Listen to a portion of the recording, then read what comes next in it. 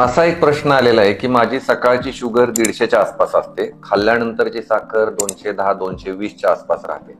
पण मी जेव्हा झोपायला जातो रात्री, तेव्हा तळपायाला मुंग्या येतात, जळजळ होती आणि कधी-कधी टाचण्या टोचल्यासारखी संवेदना होती. तर हे कशामुळे होतं किंवा हे नक्की काय आहे? तर या पद्धतीच्या ज्या तक्रारी असतात याला आपण डायबेटिक न्यूरोपॅथी म्हणतो. अनियंत्रित मधुमेहामुळं पायांच्या नसांचं कोटिंग कमी होतं आणि पेशंटला वेगवेगळ्या तक्रारी जाणवतात. त्याच्यामध्ये विशेषतः जाणवणाऱ्या तक्रारी ज्या आहेत ते पायांना मुंग्या येणं, पाय बधीर वाटणे, पाय चिखलात असल्यासारखं वाटणं, सातत्यानं सॉक्स घातल्यासारखं वाटतं, पायांची आग होते किंवा पाय भाजल्यासारखे वाटतात. ते इतके भाजल्यासारखे वाटतात की रात्री थंड पाण्यात पाय बुडवायचे वाटतात. कधी कधी पेशंट ऐन थंडीमध्ये फ्रीजमध्ये थंड पाणी ठेवून त्याचे रुमाल ओले करून पायावर ठेवतात.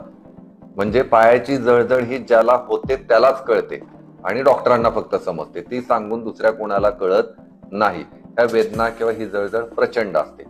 काही पेशंटला टाचण्या टोचल्यासारखं किंवा पायामध्ये करंट आल्यासारखं वाटतं. विशेषतः ह्या तक्रारी ह्या संध्याकाळी 6 नंतर जाणवायला सुरुवात होते आणि अंथरुणावर पडल्यानंतर तर ह्या तक्रारी वाढतात. तर ही टिपिकल किंवा ह्या तक्रारी आहेत ह्या डायबेटिक न्यूरोपॅथीमुळे आहेत. खूप वर्ष मधुमेह अनियंत्रणात राहणं हे याच्या पाठीमागचं प्रमुख कारण आहे. या व्यतिरिक्त तंबाखूजन्य पदार्थांचं सेवन, सिगारेटचं सेवन किंवा खूप दारू पिणं याच्यामुळे सुद्धा अशा तक्रारी होऊ शकतात. तर पहिली गोष्ट याच्यामध्ये काय करायची, तर आपल्या साखरेचं नियंत्रण चांगलं आणायचंय. म्हणजे फास्टिंग आपली 150 तर ती 110 आणण्याचा प्रयत्न करा. खाल्ल्यानंतरची साखर सातत्यानं 200च्या वर आहे ती 170 पर्यंत आणण्याचा प्रयत्न करा.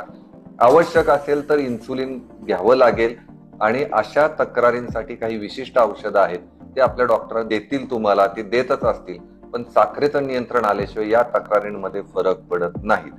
साखर जर चांगली कंट्रोलमध्ये आणली तर या बहुतांश तक्रारी काही दिवसांमध्ये निघून जातात किंवा अतिशय चांगल्या कंट्रोलमध्ये येऊ शकतात.